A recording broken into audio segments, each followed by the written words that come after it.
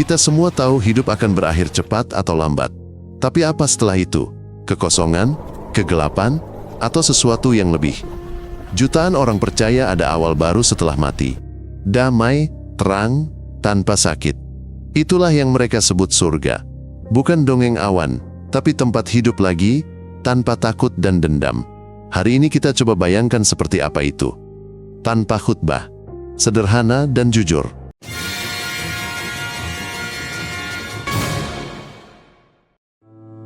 Kristen, Muslim, Buddha, dan pemimpi memiliki pandangan masing-masing.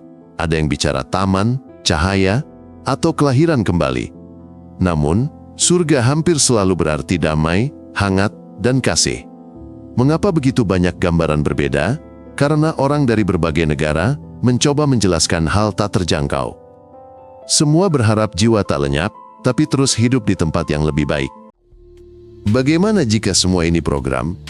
Teori kita hidup dalam simulasi terdengar gila, tapi dibahas serius. Maka surga hanyalah level selanjutnya.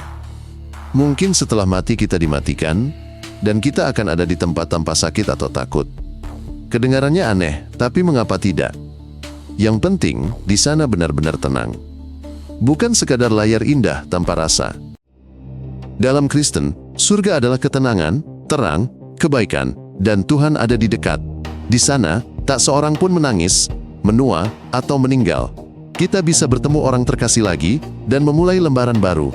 Namun ada syaratnya, Anda harus hidup dengan benar. Lalu bagaimana dengan mereka yang tidak tahu aturan ini, tapi berhati baik? Ini adalah salah satu pertanyaan, yang bahkan para pastor pun memiliki jawaban berbeda. Di surga Muslim ada taman, sungai, naungan, dan ketenangan. Di sana tak ada kejahatan dan bencana.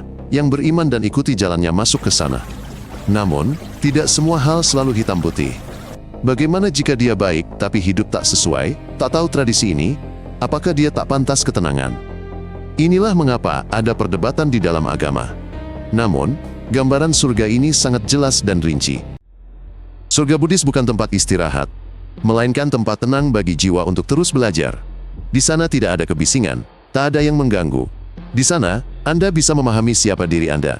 Namun, itu bukan akhir perjalanan. Setelah itu, kelahiran baru, perjalanan lagi.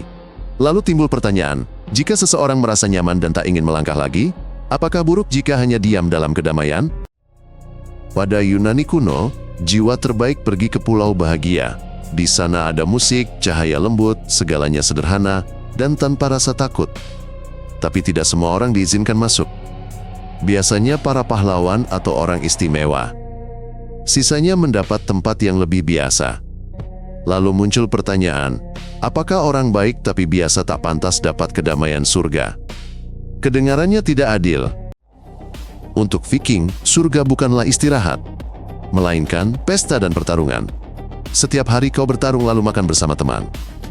Begitu terus selamanya. Bagi mereka, itu sempurna. Namun, bagi kita, itu seperti gym tak berujung. Tanpa ketenangan atau kelembutan. Padahal, banyak yang justru mendambakan itu dari surga. Dalam Hinduisme, surga adalah persinggahan sementara. Di sana indah, tenang, namun bukan akhir. Jiwa akan terlahir kembali, hingga menemukan hal yang lebih besar. Surga bukan hadiah abadi, melainkan jeda. Pertanyaannya, siapkah seseorang kembali menderita, meski ia pernah mencapai ketenangan? Bagi Mesir kuno, surga adalah ladang, kerja, makanan, dan ketenangan. Semuanya seperti di bumi, tapi tanpa kesusahan. Jiwa membajak ladang, memanen, lalu beristirahat. Nyaman, tapi apakah setelah hidup di bumi, kita ingin bekerja lagi? Meski tanpa rasa lelah? Atau mungkin surga hanya rutinitas biasa, tanpa rasa sakit? Salah satu pertanyaan tersulit, bagaimana dengan anak-anak? Apakah mereka juga di surga? Jika ya, apakah mereka tetap kecil? Atau mereka tumbuh di sana? Bisakah mereka mengingat orang tua? Berbagai ajaran punya jawaban sendiri. Tapi semua ingin satu hal, agar mereka yang kita kehilangan terlalu cepat, aman dan tidak merasa sendirian. Ini bukan teori. Ini harapan. Kamu masuk surga. Apakah tubuhmu ikut? Muda? Atau tanpa tubuh? Kata orang, di sana kita sempurna. Kata yang lain, hanya roh. tanpa tubuh. Lalu, bisakah kamu memeluk keluarga? Menyentuh bunga? Atau semua terasa beda? Sulit membayangkannya. Tapi jika tanpa sakit, mungkin tubuh tak lagi penting? Ingatkah kamu semua? Atau yang buruk terlupakan? Ada yang bilang, di surga kita lupa segalanya. Ada yang bilang, semuanya tetap ada, tapi jika ingat sakit hati, kematian, takut, bagaimana bahagia? Jika lupa segalanya, masihkah dirimu? Jawabannya, di surga, ingatan tidak terhapus, hanya tak lagi menyakitkan. Harapan terhangat adalah bertemu kembali orang yang dicintai, memeluk ibu, berbicara dengan teman, merasakan kehangatan keluarga. Hampir semua agama menjanjikannya. Tapi bagaimana jika orang terkasih di tempat lain? Atau mereka tidak ada? Apakah ada surga jika kamu sendirian di sana? Atau kamu akan diperlihatkan salinannya? Di sini, lagi-lagi tidak ada jawaban pasti. Tapi semua percaya, cinta sejati tidak akan hilang. Bagaimana dengan hewan peliharaan kita? Mereka yang kehilangan kucing atau anjing berharap mereka juga ada di sana. Di dekat kita.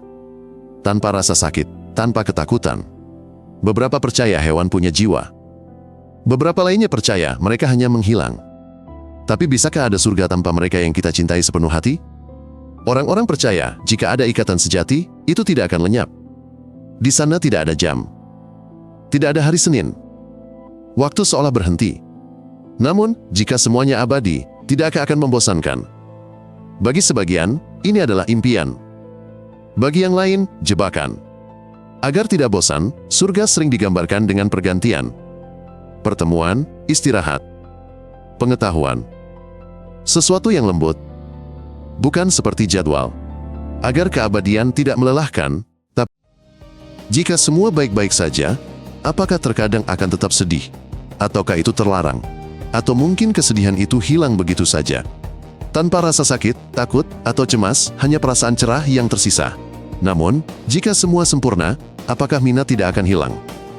Jawabannya sederhana, di surga ada gerakan, penemuan, dan komunikasi. Bukan kewajiban, melainkan sukacita. Maka kebosanan tidak sempat muncul.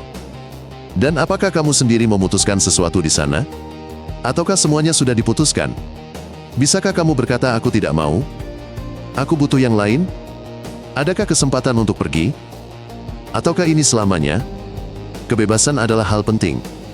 Tanpanya, surga terindah sekalipun menjadi sangkar. Maka di surga yang baik, manusia tidak kehilangan hak untuk menjadi dirinya sendiri. Bahkan jika semuanya sempurna. Bagaimana jika kamu di surga, dan orang yang menyakitimu juga ada? Lalu bagaimana? Bisakah bahagia di samping dia yang telah melukaimu? Beberapa percaya, orang seperti itu tak ke sana. Yang lain percaya, jiwa itu berubah. Intinya jangan abaikan luka, tapi jangan bawa selamanya. Mungkin di surga, semua kembali pada tempatnya, tanpa dendam, namun dengan kebenaran. Ilmuwan tidak menemukan bukti surga, namun, mereka juga tidak menyangkalnya. Mereka mempelajari otak, bukan jiwa.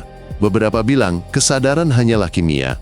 Lainnya percaya ada sesuatu yang tetap ada. Namun, pada akhirnya, ini bukan soal rumus, tapi perasaan. Apakah kamu ingin percaya semua tidak berakhir? Ini bukan lagi ilmu, tapi hati. Mungkin surga tidak ada. Tapi gagasan tentangnya membantu kita hidup. Kita kehilangan orang terdekat, dan ingin percaya ini tidak selamanya. Kita menderita, dan berharap nanti akan lebih mudah. Meski surga hanya hayalan, itu tetap dibutuhkan. Karena itu memberi kekuatan. Karena itu membuat hidup bermakna, tidak menakutkan. Dan disitulah kekuatan sejatinya. Jika menarik, subscribe agar tidak ketinggalan episode baru. Kami menyajikan semuanya ringkas dan to the point.